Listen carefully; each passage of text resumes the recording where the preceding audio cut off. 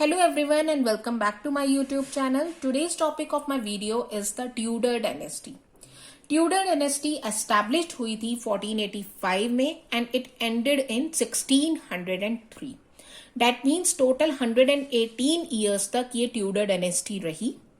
It is the series of kings and queens in England from 1485 to 1603. 1485 में Tudor dynasty start हुई with Henry the seventh of England. Henry the seventh of England Tudor dynasty के first king थे and Tudor dynasty and हुई 1603 में with the death of queen Elizabeth the first of England. Queen Elizabeth first last queen थी Tudor dynasty की. Tudor dynasty में total 6 rulers आए. वो 6 rulers इस तरह से हैं. First Henry the seventh of England जिन्होंने ट्यूडर डायनेस्टी को एस्टैब्लिश किया था 1485 टू 1509. टोटल 24 इयर्स तक इन्होंने किंग को इंग्लैंड को रूल किया. Henry the eighth of England जो 1509 से 1547 तक इंग्लैंड के मोनार्क रहे. 38 इयर्स तक इन्होंने रूल किया. Edward the sixth 1547 to 1553 6 years तक ये मोनार्क रहे. देन लेडी जेन ग्रे जो कि सिर्फ 9 डेज तक इंग्लैंड की रूलर रही. देन मेरी द फर्स्ट 1553 टू 1558 5 इयर्स तक ये इंग्लैंड की मोनार्क रही. Then Queen Elizabeth the first 1558 to 1603 which is 45 years. 45 years तक इन्होंने इंग्लैंड को रूल किया. She was the Tudor monarch who ruled the England for 45 years, which is the longest span of ruling in the Tudor dynasty. So total जैसे मैंने आपको बताया Tudor dynasty में 118 years थे. So इनका टोटल इन सब रूलर्स का रूलिंग स्पैन 118 years का था. So इसमें टोटल 6 रूलर्स हैं. एज यू कैन सी इसमें टोटल 6 रूलर्स हैं बट इसमें मोनार्क्स 5 हैं.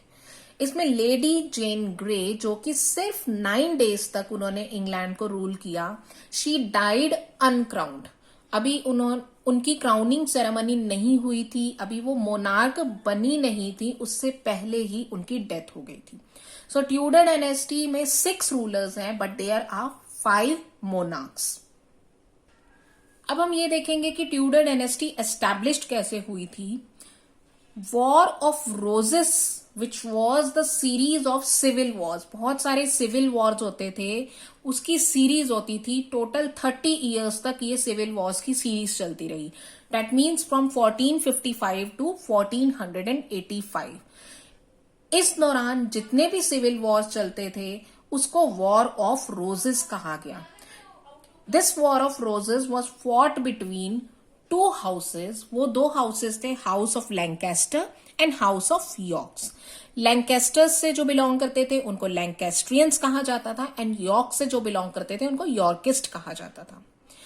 क्योंकि लैंकेस्टर का बैज रेड रोज था एंड यॉर्क्स का बैज व्हाइट रोज था इसीलिए इसको वॉर ऑफ रोजेस भी कहा जाता था. क्योंकि ये 2 हाउसेस के बीच में वॉर थी और उन हाउसेस के बैजेस रोज थे.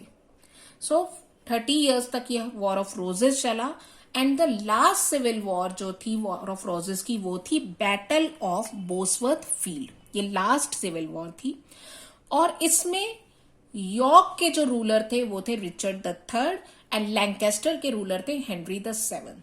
लैंकेस्टर के रूलर हेनरी द सेवंथ ने रिचर्ड थर्ड को डिफीट कर दिया and he became the king of England. He became the monarch of England और उन्होंने ट्यूडर डायनेस्टी को एस्टैब्लिश किया. अब हम ट्यूडर डायनेस्टी का फैमिली ट्री को देखेंगे. किंग हेनरी द सेवंथ उन्होंने जब Richard third of York house of York को डिफीट किया वो ट्यूडर डायनेस्टी के फर्स्ट मोनार्क बने. 1485 में वो मोनार्क बने एंड 1509 विद हिज डेथ वो 24 इयर्स तक उन्होंने रूल किया. एंड आफ्टर हिज डेथ उनके सन हेनरी द एट्थ मोनार्क बने इंग्लैंड के. हेनरी द एट्थ के एक बड़े भाई थे जिसका नाम था आर्थर, उन्होंने कैथरीन ऑफ आर्गन से शादी की थी, बट शादी करने के थोड़े टाइम बाद ही आर्थर की डेथ हो गई, जिसकी वजह से हेनरी द एट्थ ने कैथरीन ऑफ आर्गन, जो कि अब विडो थी, उनके फर्स्ट और डेड ब्रदर की जो वाइफ थी कैथरीन ऑफ आर्गन, उससे शादी कर ली। सो हेनरी द एट्थ ने टोटल 6 शादी की थी और इसीलिए ही बहुत ज्यादा फेमस भी है। सो ही मैरिड 6 टाइम्स, और जो उन्होंने फर्स्ट शादी की थी वो कैथरीन ऑफ आर्गन से की, और कैथरीन ऑफ आर्गन और हेनरी द एट्थ से उनको एक डॉटर हुई, उसका नाम था मेरी। बट हेनरी द एट्थ चाहते थे कि कैथरीन ऑफ आर्गन एक सन प्रोड्यूस करें, बट कैथरीन ऑफ आर्गन क्योंकि अब वो ओल्ड एज की हो चुकी थी, she was not able to produce the child, so Henry the eighth wanted to seek divorce from Catherine of Aragon. वो कैथरीन ऑफ आर्गन से डाइवोर्स लेना चाहते थे। इसके लिए वो सुप्रीम पावर ऑफ चर्च, जो कि उस वक्त पोप हुआ करते थे, उस वक्त रोमन कैथोलिक चर्च हुआ करते थे जिसमें सुप्रीम पावर पोप हुआ करते थे, तो वो पोप के पास गए और उन्होंने अपनी इच्छा जताई दैट ही वांट सन, और कैथरीन ऑफ आर्गन क्योंकि उनको बेटा नहीं दे पा रही तो वो उनसे डिवोर्स लेना चाहते हैं। तो पोप ने इसके लिए डिनाई कर दिया और उन्होंने कहा कि जो कैथोलिक चर्च है उनको परमिशन नहीं देंगे कि वो दूसरी शादी करें। और इसी के चलते हुए हेनरी द एट्थ ने act of supremacy bill 1534 parliament में पास करवाया। उसके according he became the head of the church, supreme head of the church. जो पहले supreme head of the church pope हुआ करता था रोमन कैथोलिक चर्च का, उन्होंने उसको डिस्कार्ड कर दिया। Now he became the supreme head of the church. So वो कैथोलिक से प्रोटेस्टेंट में कन्वर्ट हो गए। So Henry the eighth is very much famous for marrying 6 times as well as for his act of supremacy, जिसमें वो supreme head of the church बने। जब वो supreme head of the church बने तो उन्होंने सेकेंड मैरिज की Anne Boleyn से। एन बॉलिन से मैरिज करने के बाद उनको एक डॉटर हुई जो थी एलिजाबेथ। एन बॉलिन से मैरिज करने के बाद भी उनको सन नहीं मिला। सो उन्होंने एन बॉलिन पे बहुत ही एडल्ट्री का या प्रैक्टिसिंग विच क्राफ्ट, इस तरह के बहुत सारे उन्होंने ब्लेम किए और उन्होंने एन बॉलिन को एग्जीक्यूट कर दिया। उन्होंने उसके बाद थर्ड मैरिज की जेन सेमोर से। जेन सेमोर से मैरिज करने के बाद उनको अल्टीमेटली एक बेटा हुआ जिसका नाम था Edward the sixth. But Jane Seymour Edward the sixth के बर्थ के थोड़े टाइम बाद ही उनकी डेथ हो गई। और इनके बाद भी, जेन सेमोर के बाद भी इन्होंने 3 शादियां की। So total he married for the 6th time, but first marriage से उनको मैरी हुई, सेकेंड मैरिज से एलिजाबेथ एंड थर्ड मैरिज से एडवर्ड द सिक्स्थ हुए। और अब हम देखेंगे कि ये ट्यूडर डायनेस्टी में ये तीनों, Edward the sixth, Elizabeth and मेरी, ये तीनों ही रूलर्स बनेंगे। अब Henry the eighth, after ruling England for 38 years, marrying 6 times, he died. और जब उनकी डेथ हुई थी तो उस वक्त ये रूल था कि जो नेक्स्ट सक्सेसर आएगा, जो नेक्स्ट जो रूलर आएगा, वो एक सन ही आएगा। तो उनका son as a rule Edward the sixth वो किंग बना। बट जब वो किंग बना he was only 9 years of age. उस वक्त एलिजाबेथ 13 years की थी, मेरी 31 years की थी, बट वो 9 years की एज में ही किंग बन गए। एडवर्ड द सिक्स्थ शुरू से ही अनवेल थे, शुरू से ही वो इल रहते थे, जिसकी वजह से वो सिर्फ 6 years तक रूल कर पाए। डेट मीन्स 15 years की एज में उनकी डेथ हो गई। बट एडवर्ड द सिक्स्थ अपने फादर हेनरी द एट्थ की तरह प्रोटेस्टेंट थे। उनके टाइम में बुक ऑफ कॉमन प्रेयर भी आई और उन्होंने प्रोटेस्टेंटिज्म को काफी सपोर्ट भी किया। और क्योंकि इनको डर था कि अगर उनकी डेथ हो गई तो उनकी डेथ के बाद जो नेक्स्ट जो सक्सेसर जो बनेगी वो मेरी बनेगी रूलर। तो वो मेरी को नहीं चाहते थे कि वो रूलर बने, क्योंकि मेरी एक स्टॉन्च कैथोलिक थी, एक स्ट्रॉन्ग बिलीवर ऑफ कैथोलिक थी। तो इसलिए वो नहीं चाहते थे कि अब इंग्लैंड में फिर से कैथोलिसिज्म आए। तो इसी वजह से इन्होंने डिवाइस ऑफ सक्सेशन लिखा।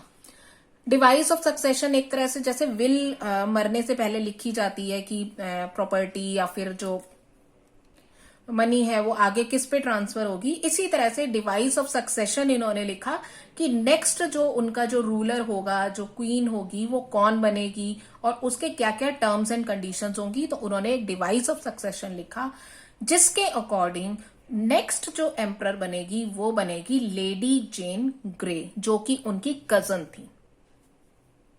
सो एडवर्ड द सिक्स्थ जो 6 साल तक उन्होंने रूल किया और वो 15 इयर्स की एज में जब उनकी डेथ हो गई, उसके बाद Lady Jane Grey according to his device of succession she became the queen of England. But वो अभी प्रॉपर वो क्वीन ऑफ इंग्लैंड की अभी उन्होंने सेरेमनीज पूरी की ही नहीं थी कि उनको एग्जीक्यूट करवा दिया मेरी ने। मेरी, जिसको एडवर्ड द सिक्स्थ चाहते थी कि वो क्वीन ना बने, वो मेरी जो कि स्ट्रॉन्ग कैथोलिक थी, वो मेरी जो हेनरी द एट्थ और कैथरीन ऑफ आर्गन जो उनका जो फर्स्ट वाइफ थी उनकी डॉटर थी। So Lady Jane Grey is also called 9 days queen of England. उनको 9 days क्वीन भी कहा जाता है, but she died without crowning, uncrowned ही वो उनकी डेथ हो गई। शी वॉज एग्जीक्यूटेड बाय मेरी।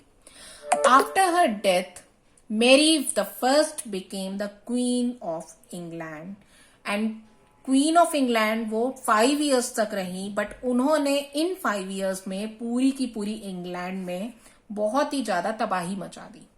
She was a strong believer of Catholicism, बिल्कुल, जबकि उससे पहले जो टाइम चल रहा था वो प्रोटेस्टेंटिज्म का चल रहा था।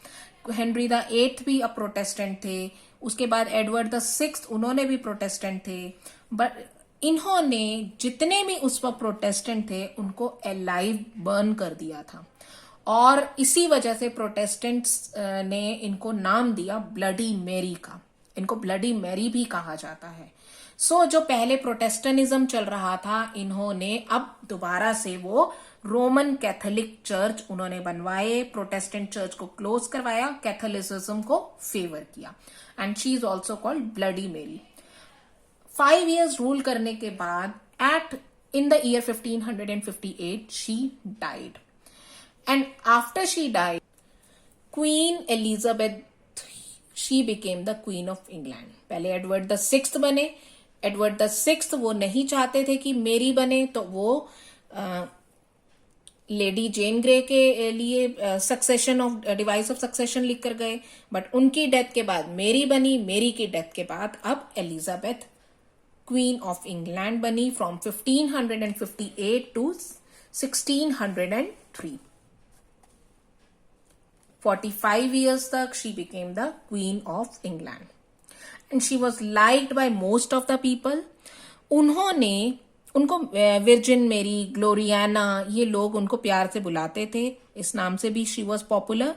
And she opened Anglican church. Anglican church वो चर्चेज होते हैं, ना तो वो प्रॉपर रोमन कैथोलिक चर्च होते हैं, ना ही वो प्रॉपर प्रोटेस्टेंट चर्च होते हैं, बल्कि इनकी मिले जुले जो चर्चेज होते हैं जिसमें जो Catholicism follower as well as Protestantism follower वो दोनों उसमें मिलकर प्रेयर करते थे। So Anglican church reformed church हुआ करते थे। So queen Elizabeth the first ने एंग्लिकन चर्च खोला। जैसे कि मैंने आपको बताया था कि हेनरी द एट्थ उनके टाइम में एक्ट ऑफ सुप्रीमेसी बिल 1534 में पास हुआ। That was the first act of supremacy bill, जिसके according king was the supreme head of the church. उन्होंने, क्योंकि मेरी द फर्स्ट ने कैथोलिसिज्म को फिर से स्टार्ट किया था, अब उन्होंने फिर से एक्ट ऑफ सुप्रीमेसी बिल 1558 पास करवाया। So first act of supremacy bill was passed in 1534 during the time of Henry the Eighth, And the second Act of Supremacy Bill was passed in 1558 by Queen Elizabeth I, जिसके according she became the supreme governor of the church. She as well as her successor.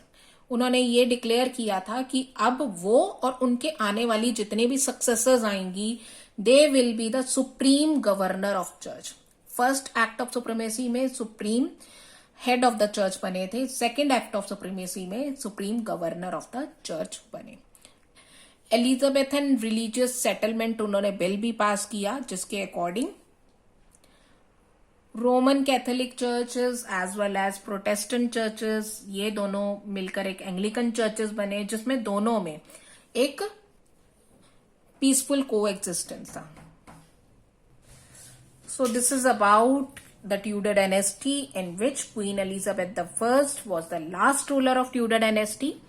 इसी family tree को हम continue करेंगे जब हम Jacobian as के बारे में पढ़ेंगे. जैकोबियन एज में स्टुअर्ट डायनेस्टी स्टार्ट हो जाती है और यहीं से ही स्टुअर्ट डायनेस्टी के बारे में हम इसी फ्लो चार्ट, इसी फैमिली ट्री से ही हम कंटिन्यू करेंगे. So friends, if you like my video then please subscribe my channel, share this video as much as possible, and best of luck for your exams. Thank you.